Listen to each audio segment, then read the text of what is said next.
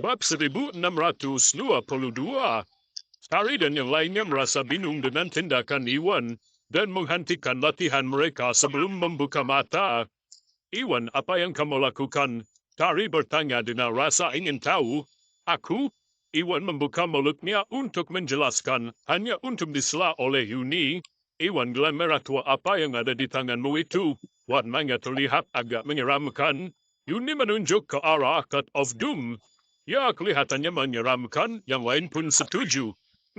Iwan pun membeku dan menyadari sesuatu yang penting. Cut of Doom berwarna merah tua dan warnanya merupakan fitur unik, sehingga praktis sebelah diri manapun akan dapat mengenalinya hanya dengan sekali pandang. Oleh karena itu, orang lain akan dapat menebak bahwa Iwanlah adalah orang yang membunuh Asmodeus dan mengambil manset Doom darinya. Jika Iwan menggunakan manset tersebut untuk melawan musuhnya di masa depan, yang akan menyebabkan lebih banyak masalah daripada keuntungan. Iwan, apa yang kamu pikirkan? Kenapa kamu tidak mengatakan apa-apa? Kembatnya bingung ketika Iwan tetap diam.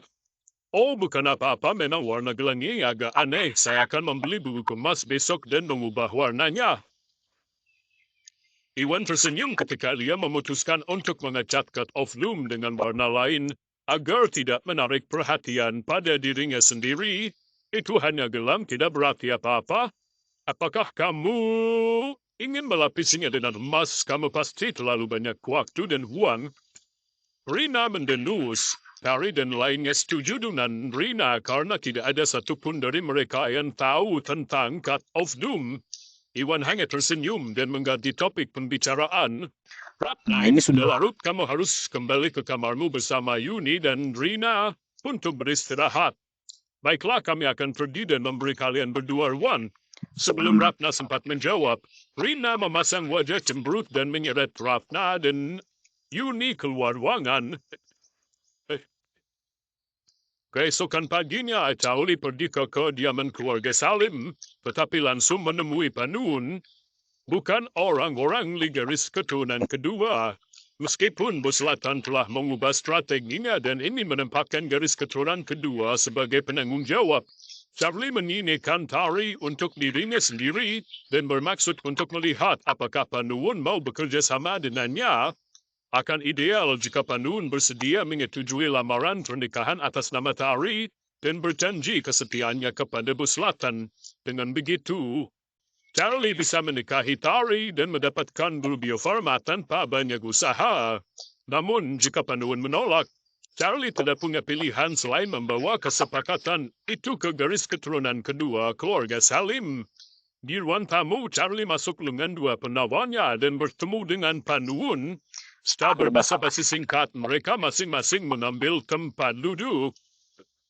Bab 1623. Apa yang membawamu ke sini, Tuan Basuki? Panun pun bertanya. Saya di sini untuk membicarakan lamaran pernikahan saya dengan Nona Alstari lagi.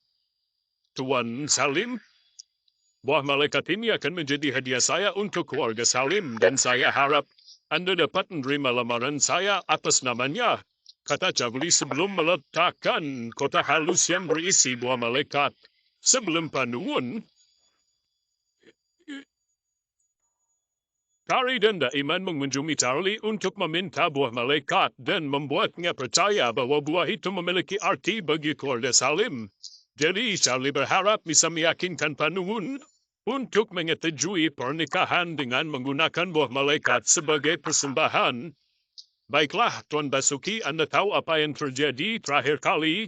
Tari jatuh cinta pada Iwan dan tidak ada kata-kataku yang bisa meyakinkannya. Sebaliknya, tanganku terikat, Panun berkata ragu-ragu. Sejak Panun mengetahui bahwa Iwan berkencan dengan banyak wanita sekaligus, Panun sangat ingin Tari meninggalkan Iwan dan menikahi Charlie. Tapi Tari tidak menyetujuinya dan Panun menjadi tidak berdaya. Saya kira tidak demikian. Para senior dalam sebuah keluarga mempunyai hak untuk menjodohkan juniornya. Tari adalah cucumu sebagai kepala keluarga dan seniornya. Ya, aku butuhkan hanyalah persetujuanmu. Dan dia tidak punya hak untuk mengatakan tidak. Charlie berkata dengan santai, bagaimanapun keadaan Tari itu unik dan aku tidak bisa membuat keputusan apapun atasnya. Panuan menggelengkan kepalanya. Meskipun Tari adalah cucunya, Tari datang ke wilayah Yan Bei untuk mencari bantuan keluarga Salim. Dan Tari bukan anggota keluarga Salim, sehingga bahkan kepala keluarga pun tidak dapat mencampuri pilihan hidupnya. Selain itu, Panuan menyadari betapa Iwan telah membantu mereka. Dan karena Tari menolak meninggalkan Iwan, tidak mungkin Panuan dapat memisahkan mereka. Jangan menolak lamaranku dulu, Tuan Salim. Selain lamaran, ada hal lain yang perlu aku diskusikan denganmu juga. Charlie memutuskan untuk meletakkan semua kartu di atas meja karena Panuan menolak bekerjasama. Apa itu? Panuan pun bertanya. Bos Selatan melihat potensi keluarga Salim dan mengirimkan saya untuk merekrut Anda. Setujui saja lamaran pernikahan dan bentuk aliansi dengan kami. Keluarga Basuki dan Bos Selatan akan membesarkanmu. Charlie menyampaikan undangannya. Apa Bos Selatan ingin merekrut kita, benarkah itu? Raham Panuan terngana. Tentu saja Charlie pun datar. Tentu saja dia bersungguh-sungguh dengan setiap kata yang dia ucapkan. Selama keluarga Salim berjanji setia pada Bos Selatan dan menawarkan grup Bio Farma kepadanya, Bos Selatan pasti bersedia mengambil alih mereka. Ya, hati Panuan pun bergetar. Selama upaya penjualan grup Bio Farma Daiman telah diperkenalkan dengan Yuda Gumelar melalui Iwan. Namun keluarga Gumelar sangat kuat dan bahkan dengan bantuan Iwan kecil kemungkinannya bagi mereka untuk melihat manfaat bekerja sama dengan keluarga Salim.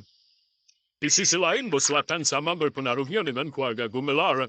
Dan jika keluarga Salim membentuk aliansi dengan keluarga Basuki, mereka akan didukung oleh Bos Selatan yang jauh lebih menguntungkan dibandingkan menjalin hubungan dengan keluarga Gumelar.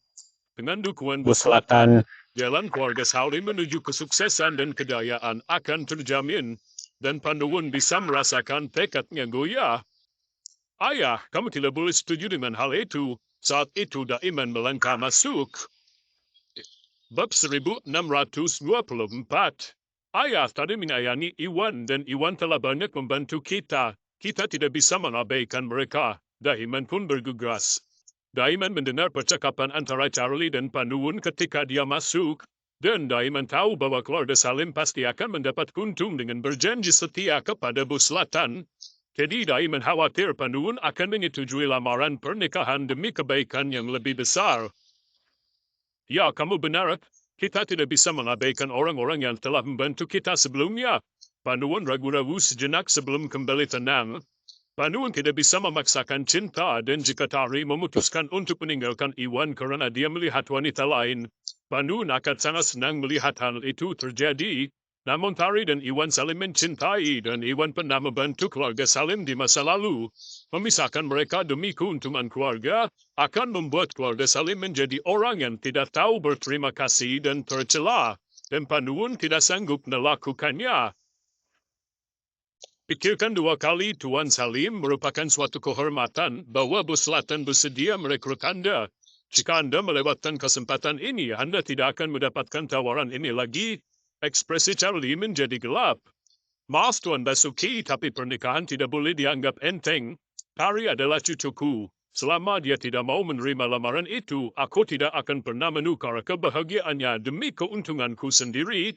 Tolong beritahu Bos Selatan bahwa kami berterima kasih atas tawarannya. Panuan tersenyum meminta maaf tetapi menolak lamaran itu sekali lagi dengan tekad. Sebagai kepala keluarga adalah tugasnya untuk bertindak dengan cara yang menguntungkan keluarga. Tetapi Panuan tidak akan pernah memaksa keturunannya untuk menikah. Atau Panuan tidak akan pernah menikahkan putrinya dengan Lukas. Baiklah kalau begitu, jika itu masalahnya, aku akan pergi sekarang. Charlie merasa marah, mengejek dan pergi dengan buah malaikat.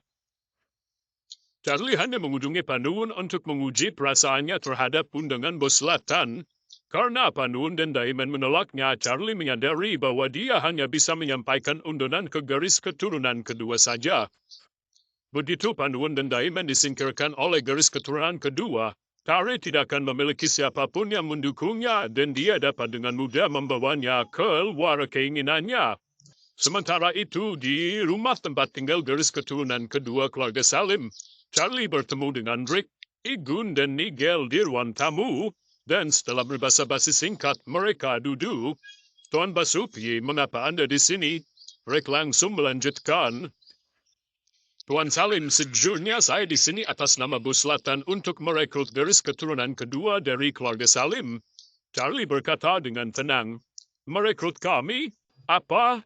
Ketiganya terkejut dan saling bertukar pandangan bingung. Mereka hanyalah garis keturunan kedua dalam keluarga mereka dengan kekuasaan terbatas.